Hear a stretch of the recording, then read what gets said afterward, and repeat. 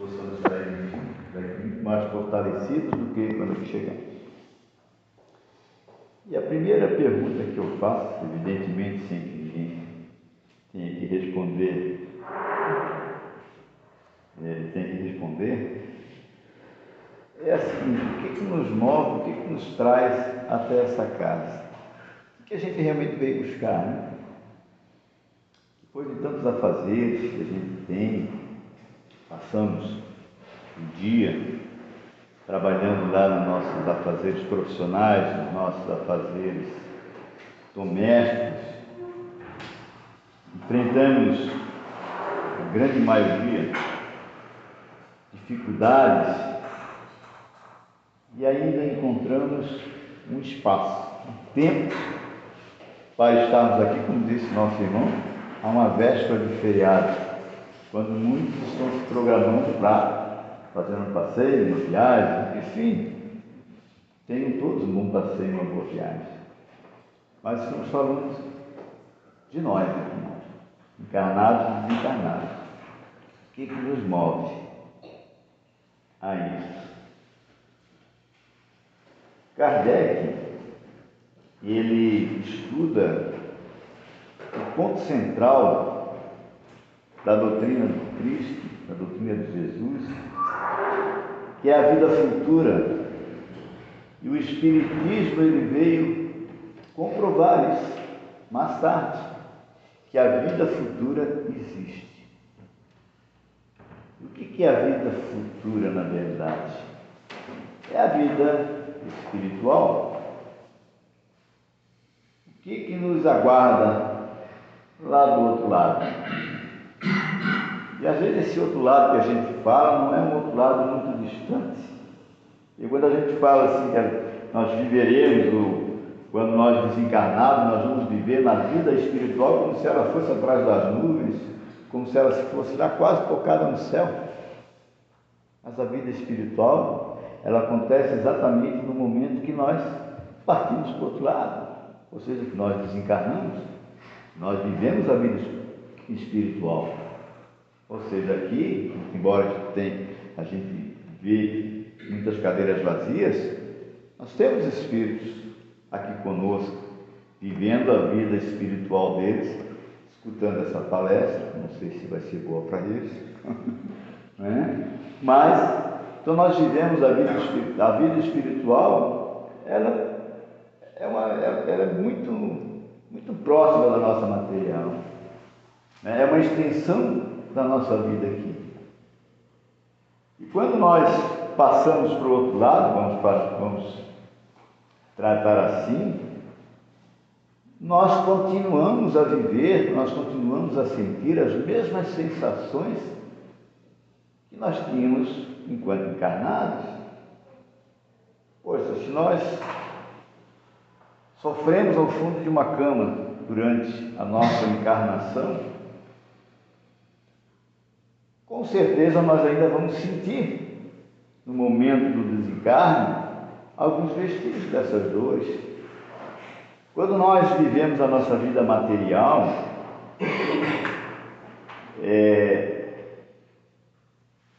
com maus sentimentos, vamos dizer assim, nós, ao desencarnarmos, nós não vamos virar anjos só porque passamos pelo outro lado. A nossa vida espiritual, nós como espíritos, não vamos viver aquela fantasiosa propaganda lá do Red Bull, né? Que morreu, ele pega uma asinha, sobe e a vida continua numa boa. Não. A nossa vida continua. E nós sabemos, nós que estudamos a do nosso, que falo todos nós aqui, que temos algum conhecimento da doutrina espírita, sabemos que nós somos espíritos eternos, que aqui nós não somos a primeira vez que estamos vivendo essa experiência. Já viemos de longas e longas datas, somos espíritos, quem sabe até milenares, né? E ainda estamos aqui porque muito ainda temos que aprender. Porque nós saímos daqui, viemos de outras existências, desencarnamos, fomos para o mundo espiritual, lá continuamos a aprender alguma coisa, assimilamos alguma coisa lá no outro lado. Lá no outro lado percebemos o quanto nós falhamos, o quanto de injustiça muitas vezes nós praticamos. E como Deus é justo e bom, Ele nos dá a oportunidade do acerto, de corrigir. Então é onde nós passamos a ter novas experiências, é onde nós reencarnamos e vamos viver uma nova experiência com vistas a resgatar muitas vezes os nossos problemas do passado. E aí voltamos, acertamos em algumas coisas, insistimos nos mesmos erros, assim como nós fizemos na própria vida, na própria encarnação, nessa atual encarnação. Nós muitas vezes erramos em coisas que nós já praticamos no passado que eu digo, no passado dentro dessa nossa própria existência, ou seja, eu já apanhei, eu já sofri muito por alguns erros que eu fiz no passado, mas eu ainda não aprendi a lição e ainda continuo incorrendo em vários erros. E a vida da gente é assim. E por que a gente sofre? Porque a gente infringe as leis divinas. A gente burla as leis divinas. Então o Espírito, ele traz, o Espírito puro, ele traz em si a sua própria luz, a sua própria felicidade, que o segue por toda a eternidade. E da mesma forma, o espírito sofredor, ele também arrasta consigo seus castigos e sua dor, sofrendo as consequências naturais de seus atos. Deus criou leis, são as leis divinas, as leis naturais, e são essas leis que regem a vida do espírito, vamos dizer assim. E nós passamos, e essas leis, elas são as leis divinas, elas são leis justas, elas são leis boas e foram criadas por Deus para que a gente possa viver a nossa felicidade. Agora, quando nós burlamos ou infringimos essas leis, existem as consequências naturais. Deus não diz para nós, Ele não diz explicitamente, se tu burlar essa lei, essa minha lei aqui, tu vais sofrer dessa forma. Ou se você cometeu vamos supor, um crime, ele não vai dizer, você vai ser condenado dessa forma, você vai sofrer. Existem as consequências da lei divina, elas são muito naturais, que é a própria dor que o indivíduo sente, a própria dor que ele sofre durante tanto a sua existência terrena, como a sua existência espiritual. E como é que é a natureza dos gozos das penas futuras? Ou seja, de que forma que o espírito ele goza ou ele usufrui a sua vida no futuro, ou seja, após a morte. Então a felicidade dos bons espíritos, ela consiste em terem eles conhecimento em todas as coisas. Então os bons espíritos na vida espiritual, a felicidade deles consiste nisso, em terem conhecimento de todas as coisas, por estarem já despojados de qualquer sentimento de ódio, de ressentimento, de raiva, de vingança. E o que ele vai sentir em não sentir esses sentimentos? A própria felicidade, a própria tranquilidade. Diferente do espírito que vive do sofrimento dos espíritos inferiores, que ainda guardam dentro de si todos esses sentimentos. Então, o sofrimento dos espíritos inferiores, eles consistem nas consequências do desrespeito às leis naturais. aquelas que marcam a harmonia da criação. Somente depois da vivência pelos canais da dor é que as almas despertam no rigor dos seus padecimentos, reconhecendo a obediência ser-lhes-á o melhor caminho da conquista. Então a dor é o melhor remédio que o espírito encontra para buscar a sua perfeição, para buscar a sua felicidade. Aí muitos podem perguntar, mas que masoquismo danado é esse? Para eu me sentir uma pessoa feliz, eu tenho que sofrer? Não é você que tem que sofrer. Você que criou o seu próprio sofrimento. Então não foi Deus que criou o teu sofrimento. Não foi Deus que criou o mal. Deus criou só o bem, as coisas boas. Agora o mal existe pela ausência do bem. Então eu sofro justamente porque eu deixei de praticar o bem, insistir de forma consciente ou não na prática do mal, e com isso eu vou ter comigo a dor, o sofrimento. Eu sempre comparo essa questão da dor e das consequências da lei às leis, vamos dizer, faço uma comparação muito, enfim, a comparação da lei humana. Por exemplo, quando nós infringimos uma lei da terra, que nos diz o seguinte: a lei de trânsito diz que eu só posso correr em determinada rodovia a 80 km por hora ou a 100 km por hora, mas eu insisto em correr a 100, 120. Ou diz que no semáforo, no sinal vermelho, eu não posso ultrapassar, mas eu vou lá e ultrapasso. Aí as consequências podem ser das maiores. Pode ser um acidente, pode ser uma multa carregada, um ponto grande na carteira, aí a gente se irrita inclusive com o guarda que deu a ponta, que nos caminhou muitas vezes. Então eu estou burlando uma lei da terra e colho as consequências e sofro por isso. E nas leis divinas, da mesma forma, se eu burlo a lei divina, que a lei divina ela está alicerçada no quê? Na prática do bem, na prática da caridade.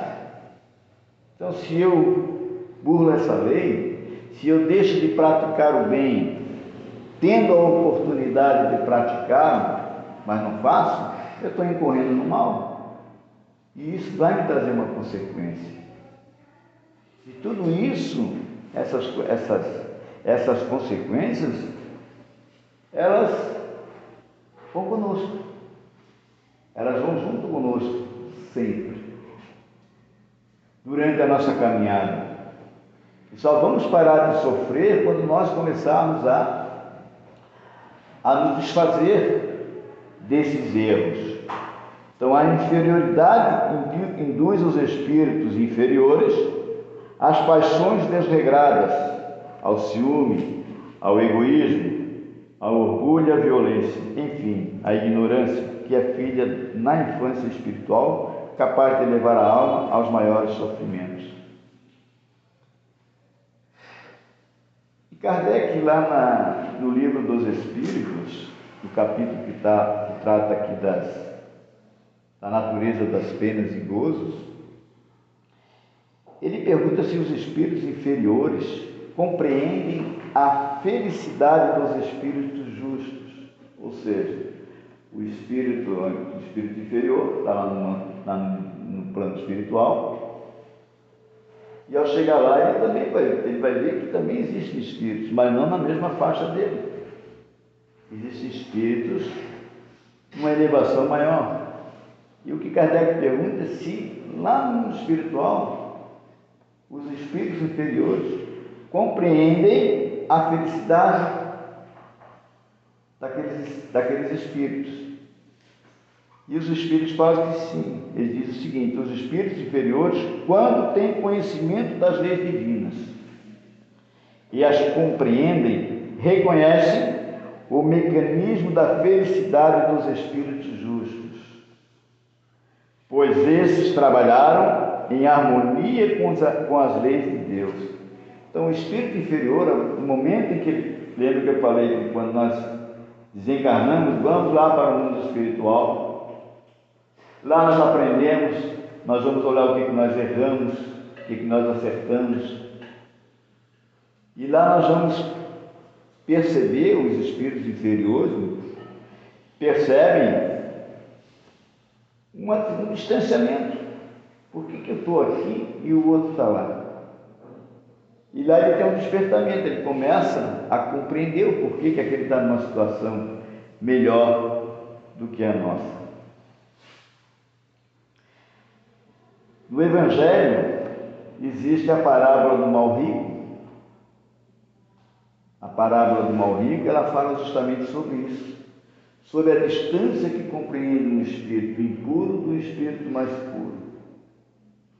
Não sei se todos aqui lembram da parábola do mal rico, que é aquela parábola que trata de um homem que tinha riquezas, se alimentava bem, e normalmente debaixo da mesa onde ele se alimentava existia um leproso, um homem que comia das migalhas que caíam no chão. E o mal rico, e o homem rico, ele de nada dava de comer para aquele pobre homem. Então aquele pobre homem, ele comia das migalhas junto com os cachorros que ficavam ali, muitos deles. Os cachorros muitas vezes lambiam as feridas deles. Acontece que esse homem pobre desencarnou, foi para o plano espiritual, aceitou todas aquelas condições que ele vivia. E o mal rico também desencarnou. Só que ao chegar no mundo espiritual, o mal rico viu, segundo a parábola, viu o pobre homem num nível elevado na espiritualidade. E ele pede a Abraão para que ajude o mal rico, pede a Abraão para que ajude ele a sair daquela situação difícil que ele se encontrava no mundo espiritual. E Abraão nos disse que a distância que afastava eles era muito difícil dele ultrapassar, porque enquanto ele estava na terra, ele não construiu bastante para alcançar a condição que o homem pobre conseguiu. E ali o mal rico compreendeu a felicidade que naquele momento o homem pobre vivia. Ele compreendeu pelos bons atos que, embora o homem pobre vivia lá na pobreza, mas ele aceitava aquela vida porque compreendia que aquele sofrimento tinha uma causa. E lá o mal rico começou a compreender isso e pediu para que Abraão comunicasse, que mandasse os profetas ou algum espírito comunicar aos seus irmãos na terra da vida espiritual, o sofrimento que ele passou a sentir no mundo espiritual. E aí lhes foi dito, lá eles têm os profetas, eles têm quem pode lhe ajudar. Se for um espírito como nós aqui, será que eles vão me escutar? Então, essa parábola ela mostra que o espírito ele começa a adquirir que ele sofre as consequências dos seus atos, ou ele goza a felicidade referente aos seus atos. E os espíritos bons, eles se afligem ou sofrem ao ver o sofrimento dos espíritos inferiores. Ou seja, isso aqui Kardec também pergunta lá no Livro dos Espíritos, se os espíritos bons que estão lá no mundo espiritual, se eles se abalam quando eles veem espíritos em sofrimento. Eles dizem que não, eles não se abalam, porque eles sabem que aqueles sofrimentos é o que vai fazer com que aquele espírito adquira ou trabalhe na sua elevação espiritual. Então eles dizem o seguinte, que eles compreendem, ou seja, os espíritos bons compreendem a necessidade da dor para despertar os valores internos dos sofredores. Quanto mais elevado é o espírito, mais tranquilidade tem na consciência e paz no coração. Eles não se emocionam, nem se alegram com as almas da terra. A alegria pura e o prazer espiritual fazem os espíritos irradiarem amor e eles se sentem felizes de modo diferente do que estão encarnados. É claro que quando eu li essa parte aqui do Evangelho, ou do Livro dos Espíritos, eu fiquei imaginando assim, será que um pai ou uma mãe, eles se sentem felizes, não felizes, mas eles não se afligem com o sofrimento dos seus filhos, quando eles veem os filhos sofrerem? Os pais ainda não são espíritos elevados, não são espíritos puros, por isso eles sofrem, e muitas vezes querem interferir na vida do filho para tirá-los do sofrimento. Diferente do que fazem os espíritos puros, os espíritos elevados. Eles não abandonam, mas eles auxiliam. Eles não fazem aquilo que o espírito sofredor tem que fazer para sair daquele sofrimento. É o mesmo quando nós chegamos a uma casa espírita, quando eu perguntei no início o que nos traz aqui nessa casa, talvez o que nos traz aqui é consolação, em busca de informações que possam tirar um pouco dos nossos sofrimentos. Então aqui a casa espírita, essa casa aqui, ela oferece todas as condições para aliviar um pouco o sofrimento de cada um de nós. E a espiritualidade que aqui está presente, ela sabe das necessidades de cada um de nós, mas ela vai agir de maneira integral se nós fizermos a nossa parte. Se nós fizermos a nossa parte.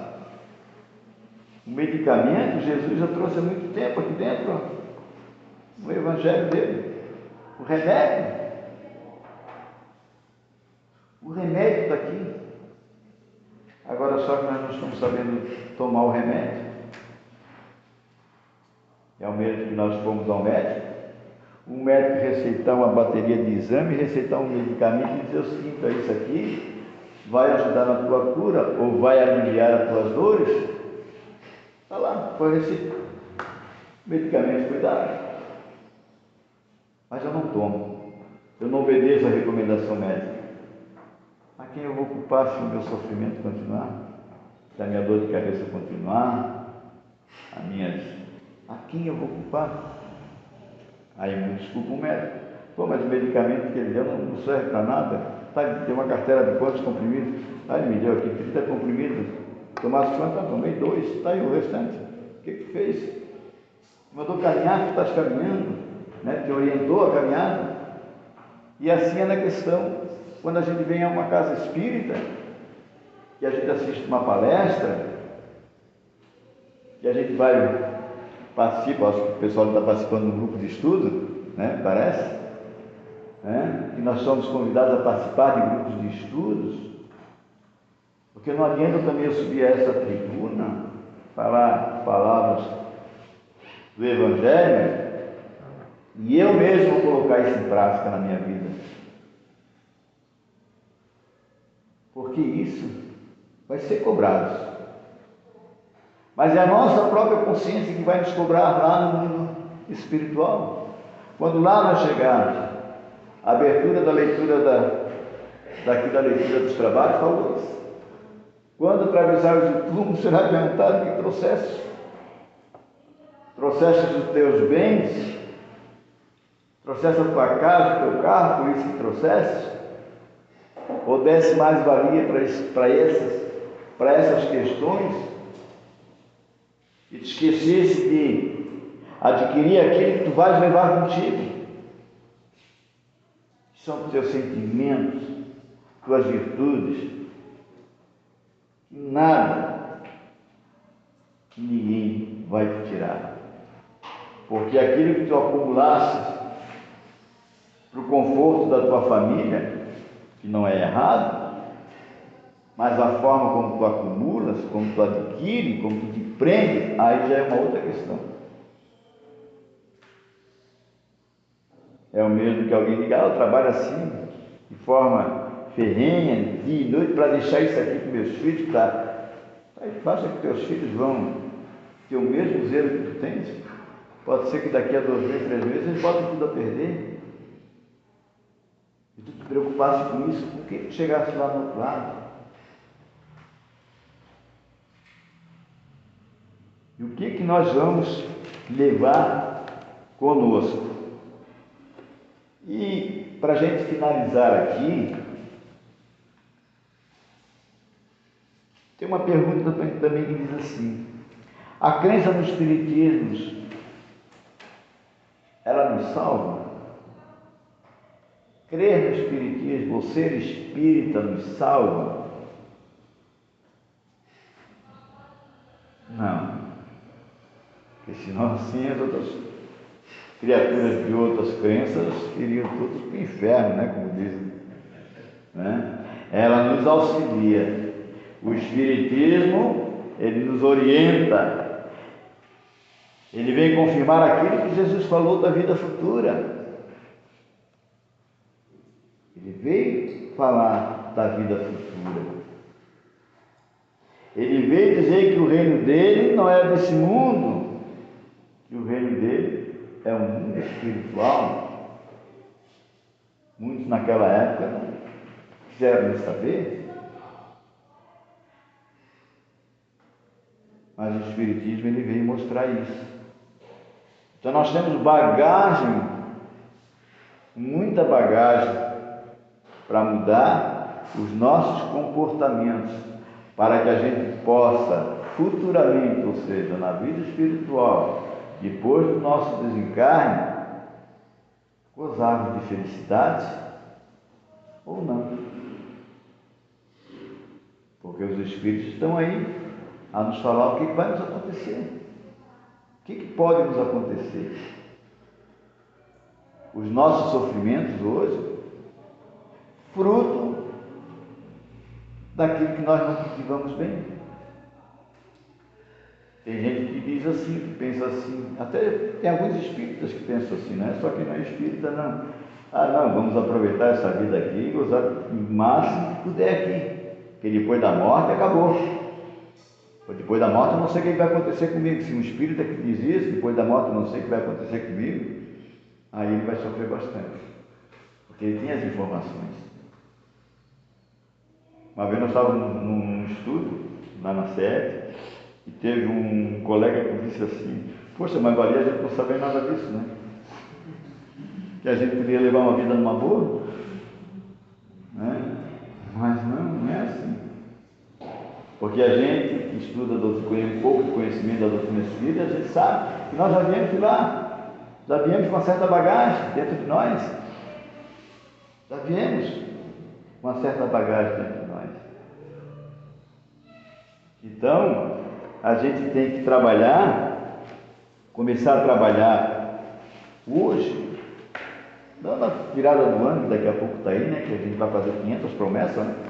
Vestir branco, fazer 500 promessas, não. A partir do dia 1º eu vou ser espírita de verdade, né? Então, a gente tem que começar a trabalhar no nosso dia a dia, tem que começar a trabalhar, inclusive agora,